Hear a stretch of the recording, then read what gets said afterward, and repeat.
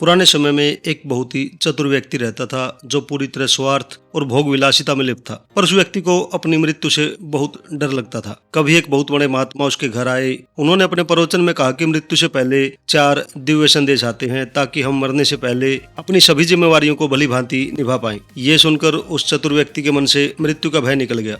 उसने सोचा जैसे जैसे मृत्यु आने के संदेश आएंगे मैं मरने से पूर्व अपने सभी कार्य पूर्ण कर लूंगा, अपने बाल बच्चों को कारोबार सौंप दूंगा और स्वयं समाज और देश की सेवा में लगकर अपना परलोक सुधार लूंगा। दिन बीतते गए, उस व्यक्ति की मृत्यु की घड़ी नजदीक आ पहुंची। डॉक्टरों ने जवाब दे दिया और कहा कि अब आपका बच पाना मुश्किल है। तब उस व्यक्ति ने महात्मा को बुलाकर धिक्कारते हुए कहा, तुमने तो मुझे प्रवचन दिया था कि मृत्यु आने से पहले 4 दिव्य संदेश आएंगे। आज मेरी मृत्यु सामने है पर मुझे कोई संदेश नहीं आया। महात्मा ने हंसकर कहा, मित्र, आपको भी 4 संदेश आए थे, परंतु आपने उन सभी को न केवल नजरअंदाज किया बल्कि ढककर छुपा दिया। वानप्रस्थ शुरू होते ही आपके सुंदर काले बाल सफेद हो गए। यह आने वाली विपदा का पहला संदेश था। यह आपको चेतावनी थी कि अब अपने जीवन को सादा करके भोग विलासिताओं से मुक्त हो जाओ। पर इस संदेश का आपके ऊपर जरा भी असर नहीं हुआ। आपने तो इस संदेश को छुपाने के लिए बनावटी रंग लगाकर अपने बालों को फिर से काला कर लिया और फिर से जवान दिखने की कोशिश करने लगे। आज भी वह दिव्य श्वेत संदेश आपके सिर पर काले खिजाब के नीचे दिखाई दे रहे हैं। कुछ दिन बाद आपको दूसरा संदेश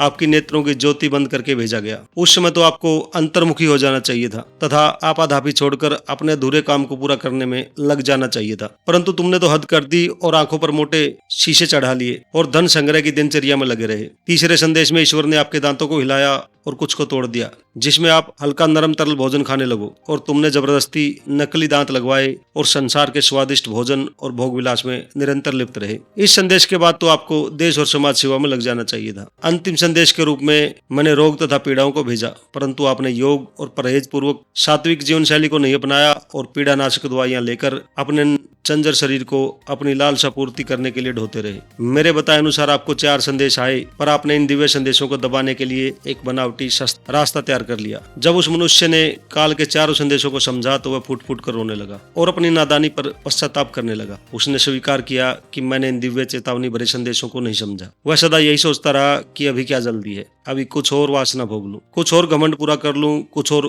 प्रतिस्पर्धा कर लूं, कुछ और प्रॉपर्टी खरीद लूं। अभी क्या जल्दी है देश के बारे में, समाज के बारे में सोचने की। मरने से कुछ दिन पहले तक भगवान का भजन करूंगा, कुछ दान पुण्य करके अपना जीवन धन्य कर लूंगा। इस परमात्मा ने कहा, आज तक तुमने जो कुछ भी किया राग, द्वेष, स्वार्थ और भोगों के लिए किया। जो भी जानबूझकर सृष्टि के दिव्य नियमों को तोड़ता है वह अक्षम्य है। अब तुम्हारी करोड़ों की संपत्ति का कोई लाभ नहीं। वह चतुर मनुष्य अपने सामने खड़ी मौत को देखकर हाय हाय करने लगा और सभी संबंधियों को पुकारने लगा, पर उसकी मदद के लिए कोई नहीं आया। अंततः काल ने उसके प्राण हर लिए। यदि हम सहज मृत्यु और मोक्ष चाहते हैं तो इन दिव्य संदेशों के मिलते ही हमें मैं और मेरा से कुचक्कर से निकलकर अपने जीवन में निस्वार्थ जनसेवा, आचरण और उसमें सच्चाई, अपनी दिनचर्या में योग, प्राणायाम और आयुर्वेद को अपनाएं। दोस्तों, आपको कहानी कैसी लगी हमें कमेंट करके जरूर बताएं। आप हमारे चैनल को सब्सक्राइब करके बेल आइकन प्रेस कर ले ताकि हम नई नई कहानी आपको सुनाते रहें। धन्यवाद।